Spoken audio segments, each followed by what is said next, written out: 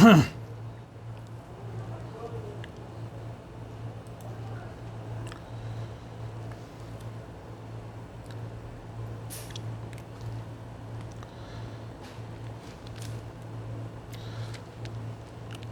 علیکم ورحمۃ اللہ وبرکاتہ۔ بسم اللہ والحمد للہ والصلاة والسلام علی رسول اللہ ومن والا، اللہم اجعلنا من ہؤلاء الأصفیاء یا ارحم الراحمین۔ حضرات، خواتین اور معزز سامعین، آج کا ہمارا موضوع ہے سنگ دل لوگ، یعنی پتھر دل لوگ، اور تفسیر ہے آیت نمبر 74 سورہ البقرہ کی۔ اس آیت کی تفسیر ذرا مختصر ہی رہے گی، لیکن اس میں بعض اہم نکات ہیں جن کو بہت ہی توجہ اور غور سے سماعت فرمانا مطلوب ہے۔ امید ہے کہ آپ اس پر توجہ دیں گے۔ تو آغاز کرتے ہیں مستعین باللہ و بتوفیقہ۔ اعوذ باللہ من الشیطان الرجیم۔ ثم قست قلوبكم من بعد ذلك فهي كالحجارة أو أشد قسوة وإن من الحجارة لما يتفجر منه الأنهار وإن منها لما يشقق فيخرج منه الماء وَإِنَّ مِنْهَا لَمَا يَهْبِطُ مِنْ خَشْيَةِ اللَّهِ وَمَا اللَّهُ بِغَافِلٍ عَمَّا تَعْمَلُونَ۔ یہ ہے سورہ البقرہ آیت نمبر 74۔ تو اس آیت کی تفسیر سمجھنے کے لیے پہلے کے جو واقعات سابقہ آیات میں اللہ نے بیان کیے ہیں ان کا ذہن نشین ہونا ضروری ہے۔ یعنی بنی اسرائیل کے سامنے اللہ تعالیٰ نے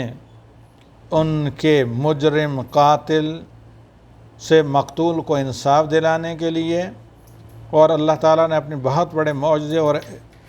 آیات کے طور پر اس مردے کو زندہ کیا، زندہ کر کے اس نے اپنے قاتل کو بتایا، پھر وہ واپس میت ہو گیا اللہ کے حکم سے۔ اتنی بڑی نشانی یہ جو بعث بعد الموت پر،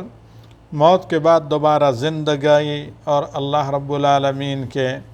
سامنے جواب دہی کے یقین کے لیے یہ مشہد، یہ منظر بہت بڑی نشانی تھی۔ لیکن اس کے باوجود ہمہ ہوا کیا کہ بنی اسرائیل کے دل نرم نہیں ہوئے۔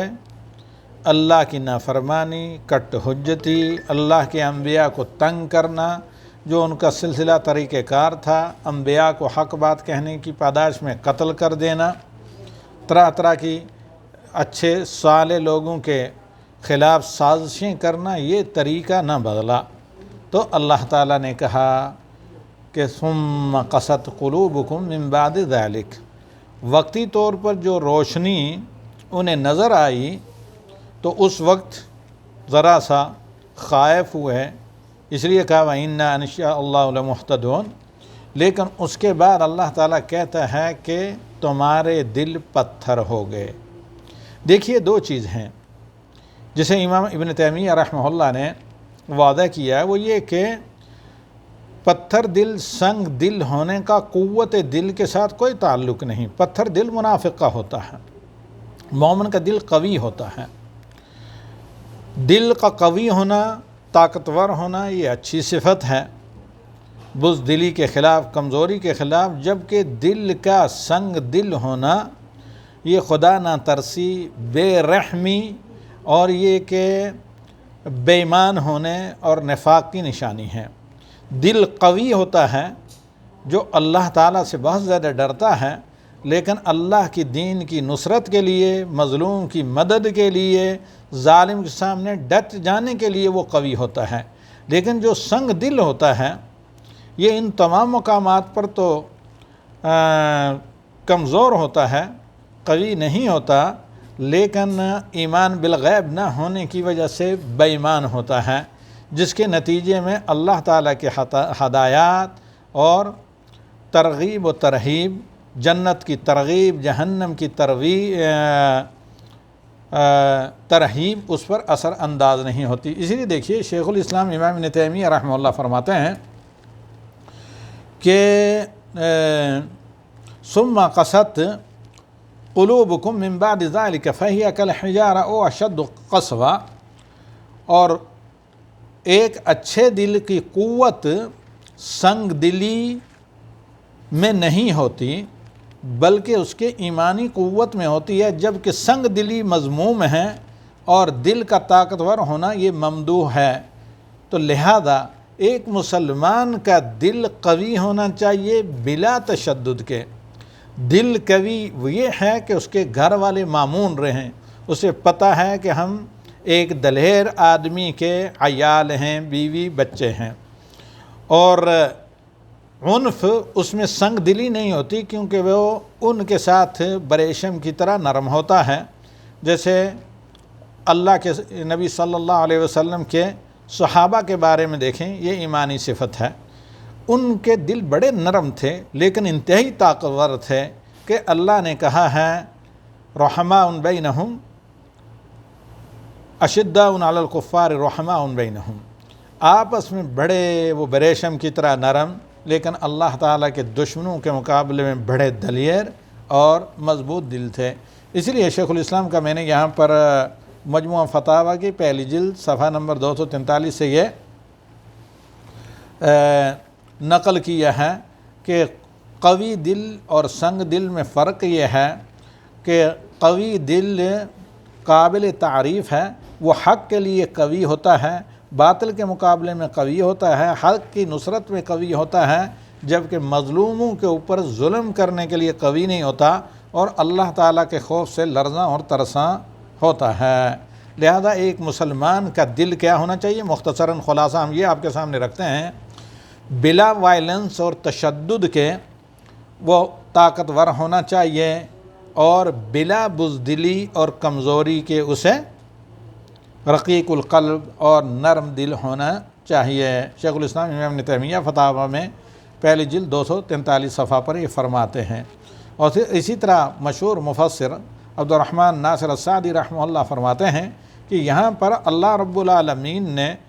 بنی اسرائیل کے دل کی قسوت، سنگ دلی کا ذکر کیا ہے، اور اس سنگ دلی کا ذکر کرتے ہوئے اللہ رب العالمین نے پتھروں سے تشبیہ دی کہ وہ پتھروں کی طرح ہے جو لوہے سے زیادہ مضبوط ہیں، کیونکہ لوہا اور سیسا وغیرہ جو رصاص ہے جب آگ میں پگھلایا جاتا ہے تو پگھل جاتا ہے، بخلاف پتھروں کے۔ امام سعدی اپنی کتاب کے صفحہ تفسیر سعدی کے 55 نمبر صفحہ میں بیان کرتے ہیں۔ تو آگے اللہ رب العالمین نے کہا ثم قست قلوبکم من بعد ذلک فہی کالحجارۃ او اشد قسوۃ، یہاں او بمعنی شک نہیں ہے بلکہ او بمعنی واو، یا یہ ہے کہ پتھروں سے بھی زیادہ سخت، کیونکہ وَإِنَّ مِنَ الْحِجَارَةِ لَمَا يَتَفَجَّرُ مِنْهُ الْأَنْهَارُ، بعض پتھروں سے تو پانی کے چشمے پھوٹ نکلتے ہیں، آپ نے بھی دیکھے ہوں گے۔ جو مشہور دنیا کا شاہی چشمہ مشہور ہے وادی کشمیر میں، یہ ایک راک، ایک چٹان کے اندر سے ابلتا ہے۔ او اشد قسوہ وَإِنَّ مِنَ الْحِجَارَةِ لَمَا يَتَفَجَّرُ مِنْهُ الْأَنْهَارُ، اس لیے امام ابن کثیر کہتے ہیں کہ جو بھی پتھر کہیں بلندی سے لڑکتا ہے یا جو بھی پتھر پھٹتا ہے جس سے چشمے پانی کے نکلنے لگتے ہیں، یہ اللہ کے خوف اور اللہ کے حکم کی تعمیل کے لیے ہوتا ہے، کیونکہ یہی اللہ تعالیٰ کے حکم سے اللہ کی مخلوق کے رزق کا ذریعہ بنتے ہیں۔ وَإِنَّ مِنْهَا لَمَا يَشَّقَّقُ فَيَخْرُجُ مِنْهُ الْمَاءُ، اور بعض ایسے پتھریں جو پھٹ جاتے ہیں، ہم نے خود دیکھا جن سے چشمے نمودار ہوتے ہیں۔ وَإِنَّ مِنْهَا لَمَا يَحْبِطُ مِنْ خَشْيَةِ اللَّهِ، اور بہت سے پتھر ایسے ہیں جبکہ یہ شدید ترین ہیں جو اللہ کے خوف سے لڑکنے لگتے ہیں۔ وَمَا اللَّهُ بِغَافِلٍ عَمَّا تَعْمَلُونَ، اور اگر تم اللہ تعالیٰ کی آیات پر لرزاں ترساں نہیں ہوتے، تمہارے دل اللہ کے خوف سے نہیں پسیجتے، اور پھر اللہ تعالیٰ کے احکام کی تعمیل نہیں کرتے، تو اسے فراموش نہ کرو کہ اللہ غافل کا مطلب یعنی تمہارے عملوں سے اللہ رب العالمین بے خبر نہیں ہے۔ اس سلسلے میں اختصاراً ہم جائزہ لیتے ہیں امام ابن کثیر رحمہ اللہ کا۔ امام ابن کثیر رحمہ اللہ اس آیت کی تفسیر کرتے ہوئے کہتے ہیں کہ اللہ تعالیٰ بنی اسرائیل کی سرزنش کے طور پر اور انہیں جھنجھوڑنے کے لیے کہتا ہے کہ تم نے اللہ تعالیٰ کی آیات کا مشاہدہ کیا کہ مردے کو اللہ نے زندہ کیا، لیکن اس کے باوجود تمہارے دل پتھر ہو گئے، وہ پتھروں کی طرح ہیں جو کسی صورت میں نرمی کو قبول نہیں کرتے۔ اس لیے اللہ رب العالمین نے مومنوں کو منع کیا ہے کہ وہ سنگ دل نہ بنے، اور کہا الم یعنی للذین آمنوا ان تخشع قلوبهم لذکر اللہ، کیا اہل ایمان کے لیے ابھی بھی اس طرح کے حالات سے دوچار ہونے کے باوجود بھی وقت نہیں آیا کہ ان کے دل اللہ کے ذکر یعنی اللہ کا کلام اور اللہ تعالیٰ کی قوت اور اللہ تعالیٰ کا حساب و کتاب، یہ تمام چیز جو سنتے ہیں اللہ کے ذکر کے سامنے، اللہ کے کلام کے سامنے، ان کے دل خشیت سے پسیج جائیں، نرم ہو جائیں۔ وما نزل من الحق، اور جو اللہ نے حق نازل کیا ہے اپنے انبیاء کے اوپر، ولا یکونوا کالذین اوتوا الکتاب، ان بنی اسرائیل کی طرح نہ بنو اہل ایمان لوگوں جنہیں تم سے پہلے کتاب دی گئی، اوتوا الکتاب من قبل فطال علیہم الامد فقست قلوبہم، تو جب کتاب پڑھے ہوئے لمبا زمانہ ہو چکا، جو اللہ نے کتاب نازل کی، انبیاء اور ان کے درمیان میں ڈسٹینس زیادہ ہو گیا، دوری کافی زیادہ ہو گئی، اور اللہ کی کتاب کو چھوڑے ہوئے بھی کافی عرصہ ہو گیا، تو ایسی صورت میں ان کے دل پتھر ہو گئے۔ وَكَثِيرٌ مِّنْهُمْ فَاسِقُونَ، اور اکثر لوگ ان میں سے کیا بے ایمان یا یہ کہ گناہگار ٹھہرے، عمل صالح سے جی چرانے لگے۔ بڑی ایک اہم بات، جبکہ یہ سورہ بقرہ کی آیت نہیں ہے لیکن اس کو ایک دوسری صورت سے ہم تفسیر کے طور پر یہاں پر لائے ہیں۔ یہاں پر میرے بھائیوں اور بہنوں، حضرات خواتین جو مجھے سن رہے ہیں، ایک بڑی اہم بات ہے، وہ یہ کہ آدمی جتنا تلاوت قرآن سے دور ہوگا یا تلاوت قرآن کرے گا لیکن تدبر اس میں نہیں کرے گا، تو اس کے اندر سنگ دلی، بے رحمی، گناہ کے سلسلے میں لاپرواہی اور نیکیوں سے جی چرانے لگے گا۔ اسی لیے مشہور عالم، آج ہی میں نے اس حدیث کو پوسٹ کیا ہے، غالباً قاضی عیاض، یا ابھی میں آپ کے سامنے لاتا ہوں اسے، کہ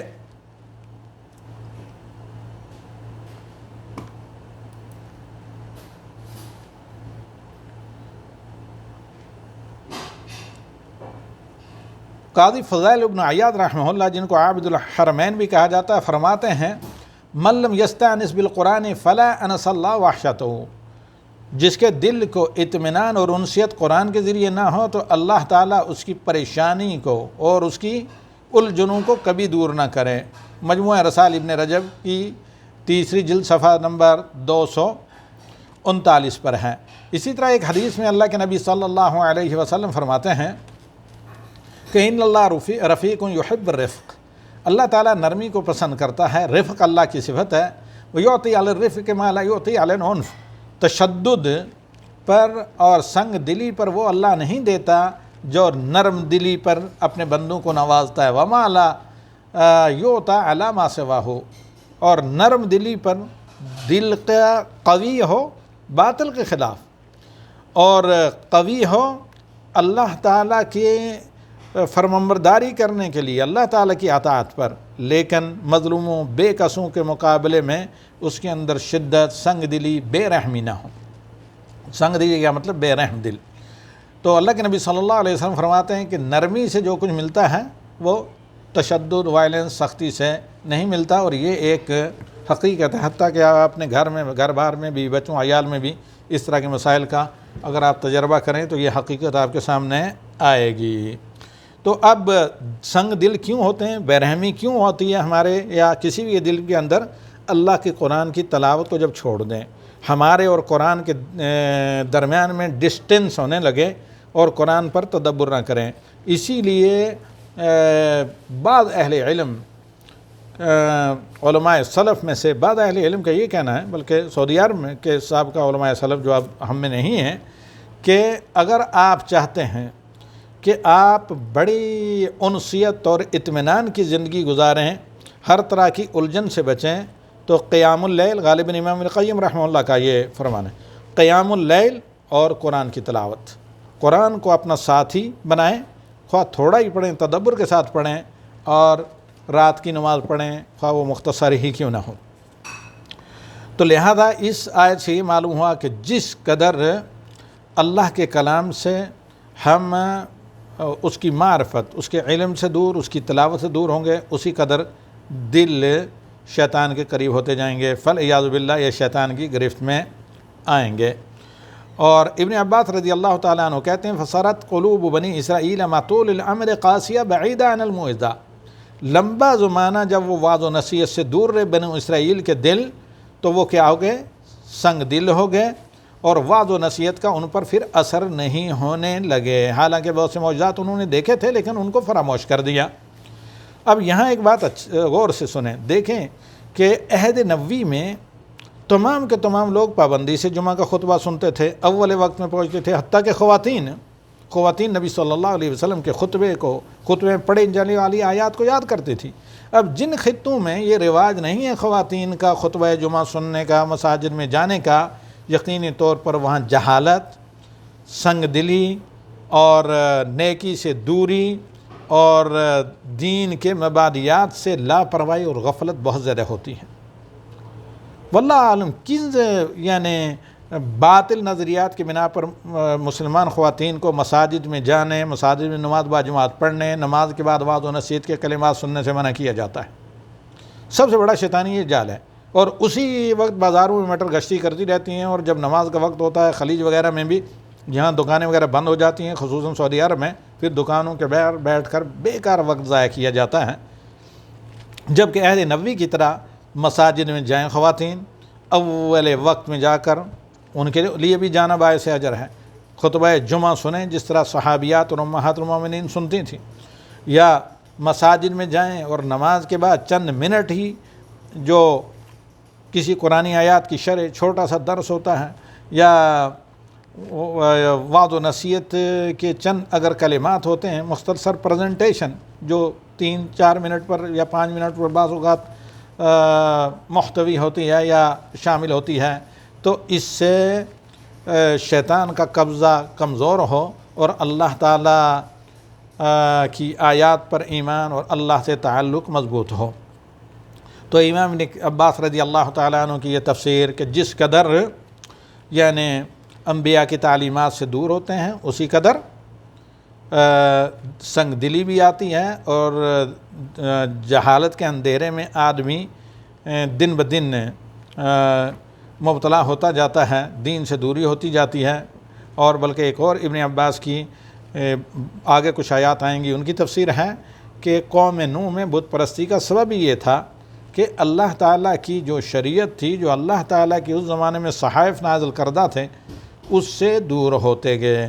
اور آہستہ آہستہ اپنے بزرگوں کی پرستش پھر بت بنا کر کرنے لگے۔ اور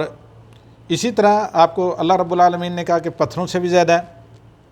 سخت دل ہو جاتے ہیں۔ تو یہاں پر اس سے پہلے میں بتا چکا ہوں کہ امام ابن کثیر رحمہ اللہ نے نقل کیا ہے کہ جس پتھر سے بھی چشمہ رواں دواں ہوتا ہے، جو پتھر بھی لڑکتا ہے بلندی سے، اللہ کے خوف سے لڑکتا ہے، جیسے کہ اللہ رب العالمین نے قرآن کریم میں فرمایا تسبح لہ السماوات السبع والارض ومن فیہن، ساتوں آسمان اللہ کی عبادت کرتے ہیں، تسبیح پاکی بیان کرتے ہیں، اور ساتوں آسمان کی آبادی۔ دوسری جگہ کہا کہ انسان و جن ہی ناشکرے ہیں۔ ومن فیہن وان من شیء الا یسبح بحمدہ، کائنات کی ہر چیز اپنے رب کی عبادت کرتی ہے، نماز پڑھتی ہے، تسبیح پڑھتی ہے، وَلَٰكِن لَا تَفْقَهُونَ تَسْبِيحَهُمْ، تسبیح کا ترجمہ عربی میں پریری ہوتا ہے صلاۃ، لیکن تم ان کی عبادت و تسبیح کو نہیں سمجھتے۔ إِنَّهُ كَانَ حَلِيمًا غَفُورًا، اللہ بہت بردبار ہے، بخشنہار ہے۔ یعنی کائنات کی ہر چیز تو فرمانبردار ہے، انسان و جن میں بڑی تعداد نافرمانوں کی ہے، لیکن اس کے باوجود اللہ چونکہ حلیم ہے تو انہیں موقع دے رہا ہے۔ تو لہذا اللہ کی طرف سے اللہ کے حلم کے نتیجے میں جو موقع مل رہا ہے آپ کو، عذاب کی گرفت میں نہیں آ رہے ہیں، تو اس کو اپنی کوئی اپنا کمال نہ سمجھیں، بلکہ اللہ تعالیٰ کی شکر گزاری کریں اور اللہ تعالیٰ کی بخشش کی قدر کر کے جلد اللہ تعالیٰ کی طرف لوٹ کر صراط مستقیم پر آئیں۔ اور اسی طرح اللہ رب العالمین نے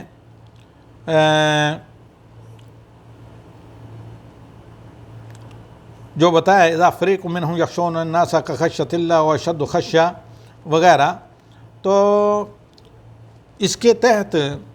حافظ ابوبکر بن مردویہ نے، جیسے ابن کثیر نے نقل کیا، حافظ ابن کثیر نے ابن عمر سے روایت کیا ہے کہ رسول صلی اللہ علیہ وسلم نے فرمایا کہ